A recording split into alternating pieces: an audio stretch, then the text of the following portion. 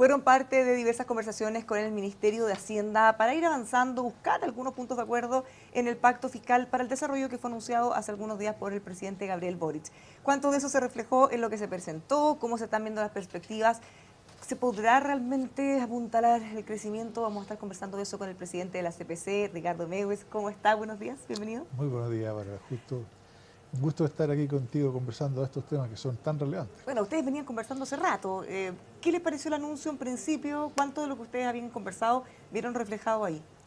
Mira, lo importante es decir que de alguna manera lo que tanto y majaderamente nosotros pusimos arriba de la mesa, vale decir crecimiento, inversión, hoy día es parte del discurso que tiene el gobierno. Por lo tanto, desde ese punto de vista sí nos alegramos y yo esperaría entonces que todos, nosotros, el gobierno, los partidos políticos, todos nos pongamos en línea respecto de esos ámbitos, crecimiento, inversión, porque es lo único que además puede, a propósito de la encuesta CACEN, que salió hace una semana y media ya atrás, que reduce el nivel de pobreza, pero por otro lado, ¿no es cierto?, yo digo, la mejor o el mejor mecanismo para reducir la pobreza en serio es generar mejores puestos de trabajo, generar mejores remuneraciones, generar mayor movilidad social, y eso se hace con crecimiento económico e inversión. Bueno, se hizo harto análisis porque obviamente estamos todos muy contentos de que disminuya la pobreza, pero al hacer el doble clic nos dimos cuenta que parte importante de eso tiene que ver con las ayudas directas que se habían entregado.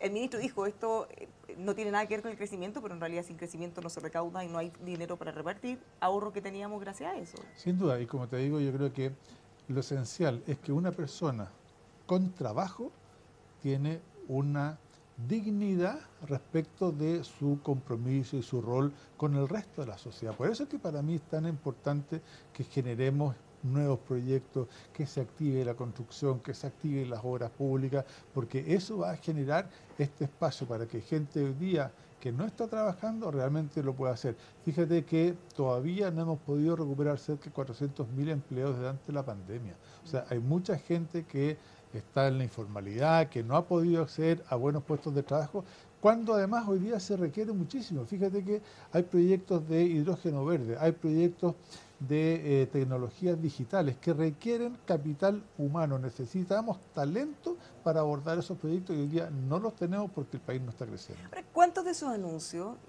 yo sé que usted quiere ser optimista, pero cuántos de esos anuncios realmente cree que nos pueden permitir o de qué depende que podamos de verdad retomar el crecimiento? Porque se habla de eliminar o reducir la permisología, por ejemplo, pero esto lo venimos escuchando hace mucho tiempo. No es fácil, se necesita mucha fuerza, voluntad y más allá de la declaración, por decir alguna de las cosas, reactivar proyectos, atraer inversionistas, más allá de la declaración, ¿qué tan posible es que se concrete eso?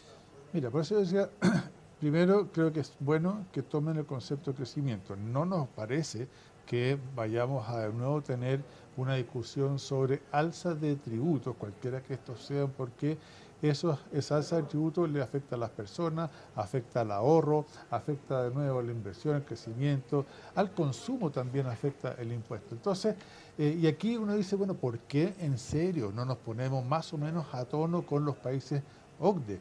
Y claro, cuando uno hace las correcciones, ¿no es cierto?, respecto de pensiones, todos los elementos, no estamos tan mal respecto a la OCDE. Y eso creo que es importante que la gente lo sepa.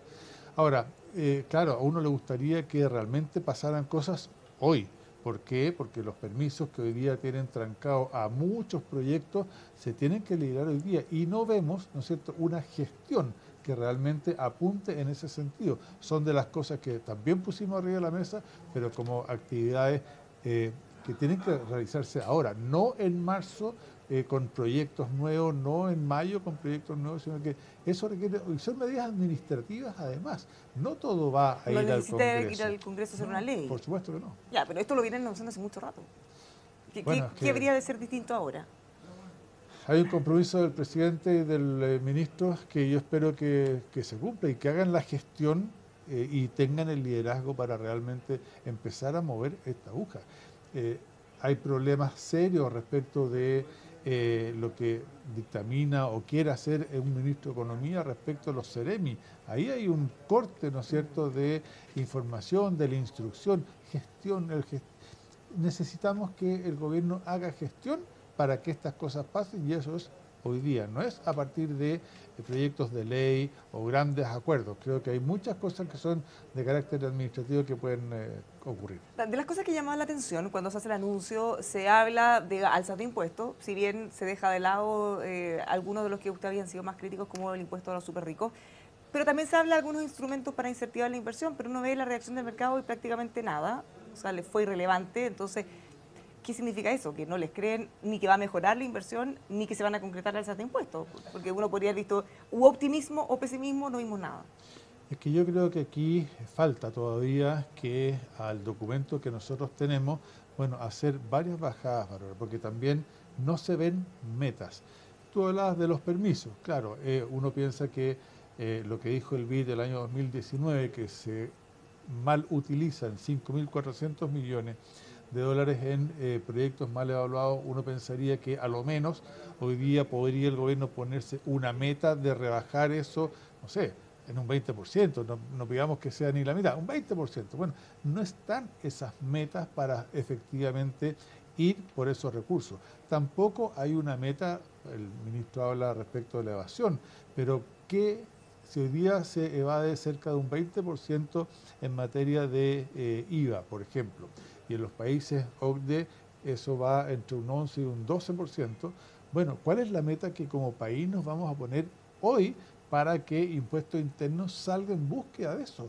Y que no, perdón, y que no vaya con los contribuyentes de siempre, que los tiene a la mano, que los conoce, que les retiene además pago. No, tiene que ir donde realmente se va el IVA, donde se hace el contrabando, donde mejora las políticas de Chile Compra, por ejemplo, que también hay un análisis de la CMF en que dice que se pueden ahorrar con una mejor gestión cerca de 800 millones de dólares. Entonces, bueno, hay donde ir hoy día a buscar, pero hoy rápido, con mucha gestión, a buscar recursos. Ya, o sea, en el fondo, si no hay metas ni plazos bien concretos, son declaraciones de intenciones o principios. Yo creo que sí son mucha buena intención, pero que si no hay metas, si no hay cosas concretas sobre las cuales se va a trabajar, ¿qué esperamos? ¿Cómo después podemos medir que el anuncio efectivamente se cumple? Cuando hemos hablado de eficiencia en el gasto del Estado, un tema que también yo entiendo que el ministro Marcel está muy de acuerdo en generar una accountability. Bueno, partamos hoy día, comprometámonos con determinados montos, determinados plazos, para ver si efectivamente podemos entonces en 6 meses más, en un año más, ver cuál es el resultado de esta política. No, y además, él puede mostrar, en medio de caso convenio, que hay mucha desconfianza. Hay desconfianza de la administración pública, hay desconfianza de entregarle más recursos. Esto le pega no solo a la reforma tributaria, sino que también a la reforma de pensiones. Mucha gente dice en su casa, bueno, ¿por qué le vamos a entregar más recursos, nuestros fondos de pensiones, si no saben administrarlo o no nos pueden garantizar que lo van a hacer bien? Deberían tratar de empezar por eso, sobre todo si ponen plazo ya a bastante mediano plazo. Están hablando al menos el próximo año, empezar con proyectos. Mira, lo que pasa es que tú tocas un punto que hoy día es gravísimo y es escandaloso además, que son el tema de las fundaciones y que evidentemente causa algún nivel de inquietud profundo en cómo se están administrando los recursos que hoy día tiene el Estado. Imagínate si le agregas 8.000 millones más.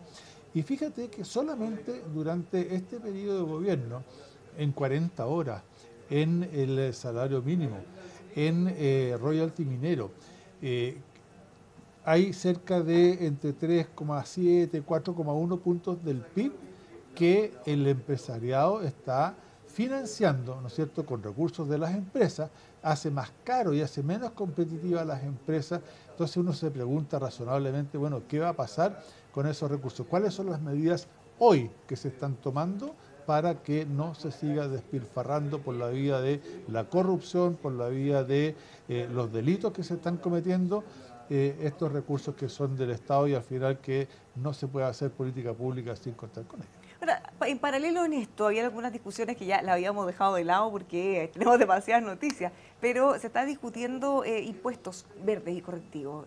Se anunció que se van a dejar para el próximo año después de zanjar este tema. ¿Qué le parece eso? Porque ha ido muy en paralelo, nunca se mencionó dentro de la reforma tributaria, pero son más impuestos. Bueno, hay uno en particular que nos preocupa mucho, que tiene que ver con el impuesto a la industria de la aviación, lo que sabemos hasta hoy día que es 1,5 UTM, lo que afecta a la conectividad de particularmente aquellas regiones más extremas. Tú tienes Magallanes, la región del presidente, esto yo lo conversé con el presidente, tienes Coyhaique, donde la gente... Sí, para que entendamos de qué estamos hablando, este nuevo impuesto haría que los pasajes sean más caros. Sin duda. Ya, entonces, por eso usted dice, afectaría la conectividad Afecta porque la va a ser más conectividad de la difícil pagar región. esos pasajes. Exactamente, porque se hace todo más caro con este impuesto, porque además la industria de la aviación, que ha invertido mucho en aviones nuevos, ¿no es cierto?, mejor tecnología, pero en términos de combustible todavía no tienen alternativa como para poder migrar y que realmente vaya contribuyendo en ese ámbito al medio ambiente. Entonces, cuando pasa esto... Y todavía se están recuperando la pandemia. Se están recuperando la pandemia, pero como tú bien decías, hoy día no está en la mesa estos impuestos a las emisiones, los impuestos correctivos. Bueno, es parte de esta reforma tributaria que el ministro va a presentar en marzo próximo. Tenemos la inquietud, él ha planteado que esto va a ir más adelante, pero aquí el efecto que tiene es gravísimo. Fíjate que más o menos un 30% de las personas que vuelan desde Magallanes, desde Coyhaique hacia la zona central, lo hacen a través de empresas que van moviendo a los trabajadores, pero un 70% son personas comunes y corrientes, naturales, que muchas veces tienen que ir a una consulta médica, y eso va a tener un impacto brutal. Pero eso no está arriba de la mesa hoy día. Pues. ¿Y qué le dijo el presidente cuando usted le mencionó que podía afectar la Le conectividad? llamó la atención, le llamó la ¿No atención. lo había pensado? No sé si lo había pensado o no, pero a lo menos le llamó la atención. Entonces, son elementos que tienen que formar parte también de una discusión tributaria y no dejarlos para más adelante. ¿Por qué? Porque la industria tiene que saber cuál va a ser el efecto que tiene en mayores costos, ¿no es cierto?, para funcionar. O sea, que se mire de forma integral, en el fondo. Obvio, si eso es natural, si estamos hablando, no podemos ir cortando el salame de a poquito, si aquí es uno solo. Ahora, ustedes han puesto énfasis en otra cosa que también es bien preocupante, no solo los proyectos que están paralizados o que tienen problemas con la burocracia, con los permisos. Ahí hay un tema arqueológico ahí que también tiene muy complicado a distintos sectores, pero también ustedes han hecho un estudio respecto a la judicialización, que ha aumentado fuerte. 5.000 millones de dólares, dicen ustedes, más o menos están ahí en eso.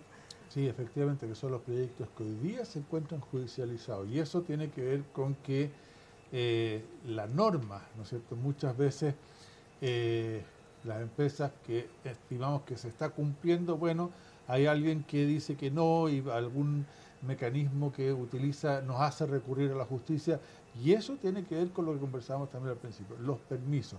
No se trata de que no vamos a cumplir las normas medioambientales, sino que tenemos que acotar los tiempos en que eso pasa, y también, y esto tiene que ver con la certeza, necesitamos saber, bueno, ¿cuándo vamos realmente a poder hacer nuestros proyectos? Cuando, por ejemplo, en el ámbito de la generación de electricidad, la tecnología va avanzando tan rápido que si tú te demoras 5 años, 6 años en la aprobación o no de un proyecto, probablemente ya los cambios tecnológicos quedan obsoletos. Entonces hay que partir de nuevo. No es lógico, no es razonable. Claramente tenemos que poner mucho esfuerzo en tener a las personas competentes, tener talento en el Estado que pueda revisar estos proyectos, que desde el punto de vista técnico les den el ok tempranamente para ver si se pueden hacer o no se pueden hacer. ¿Cuánto creen ustedes que se ha debilitado la certeza de los permisos? Porque hemos visto muchos casos que las empresas, pese a tener todos los permisos, igual han tenido distintos tipos de problemas. O alcaldes, por ejemplo, que les ponen recursos y paralizan las obras, han tenido que llegar a la Corte Suprema, en el caso de alguna inmobiliaria con proyectos grandes, por ejemplo. Porque eso va como por el lado, pero igual afecta, igual hace que los costos sean mucho más altos. Y agrégale, Bárbara, la inseguridad. Fíjate lo que pasa aquí en Punchuncaví, proyecto de 1.000 millones, y resulta que está tomado el acceso al proyecto.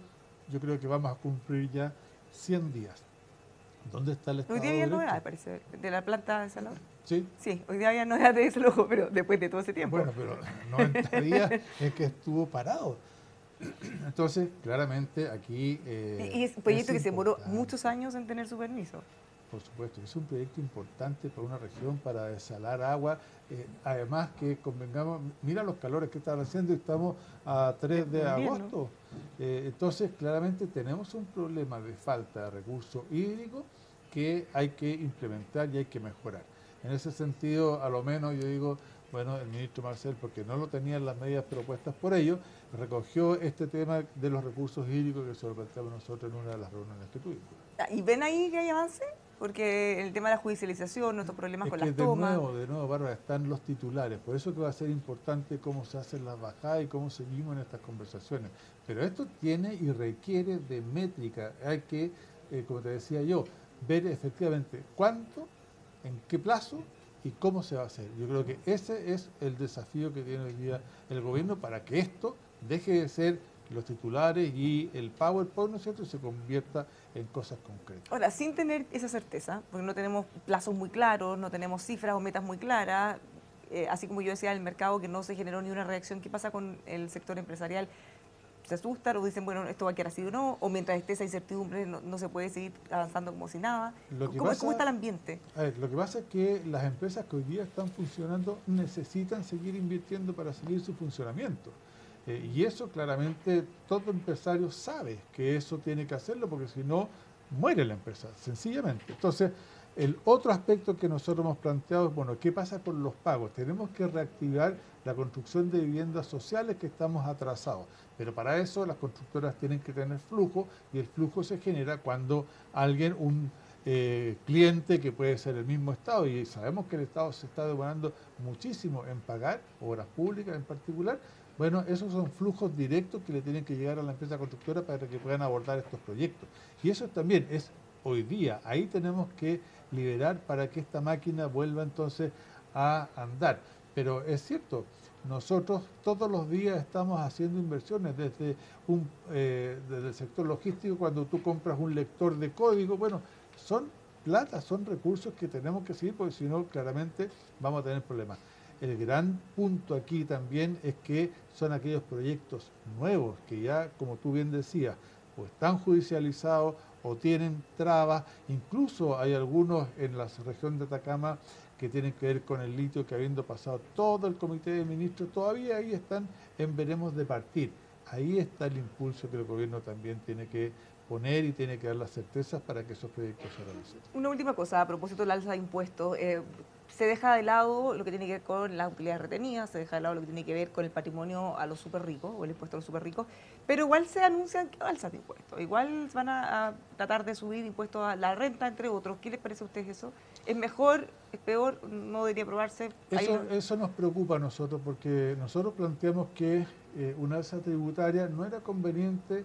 Hoy día Chile está en una situación de estancamiento económico, es un país abierto al mundo, es un país que tiene que competir y por lo tanto si tú empiezas a subir los impuestos ya sea a la empresa, a las personas, bueno, claramente desincentivas el ahorro, no hay consumo y eso tiene un impacto en la economía. Entonces, por eso nosotros hemos dicho que no es bueno aumentar la carga tributaria. Incluso es más, cuando creo que lo dije al principio, nos comparamos con los países OCDE, ¿no es cierto? Si hacemos las correcciones que hay que hacer respecto de el tema de las pensiones, ¿no es cierto? Y cuánto llega por ayuda social, bueno, pero estamos bastante parecidos. Ahora, también hemos dicho que aquí hay un nivel de informalidad, Bárbara, muy importante, 27% de informalidad laboral, hay muchas transacciones comerciales que se hacen a través de plataformas, que ahí también hay recursos y en la medida que vayamos formalizando la economía, también va a haber más gente que yo te decía, puede moverse socialmente, puede acceder a mayores remuneraciones, mejores puestos de trabajo. Hay talento que tenemos que formar y eso hace que el conjunto de la economía avance. Y a partir de ahí entonces, claramente también tenemos que pensar que aquellas personas que hoy día están informales, si entran a la formalidad, amplías la base de contribuyentes. Y ese es otro elemento de comparación con los países OCDE que también tenemos que poner arriba de la mesa. No, ni hablar de la reforma de pensiones, se necesita un mayor nivel de formalidad, si no se hace más difícil todavía. Sin lugar a dudas. Muchísimas gracias, Ricardo, por haber conversado con nosotros, que tenga un muy buen día. Muchas gracias a ti, David. Los dejamos invitados a seguir informándose con nosotros aquí en emol.com.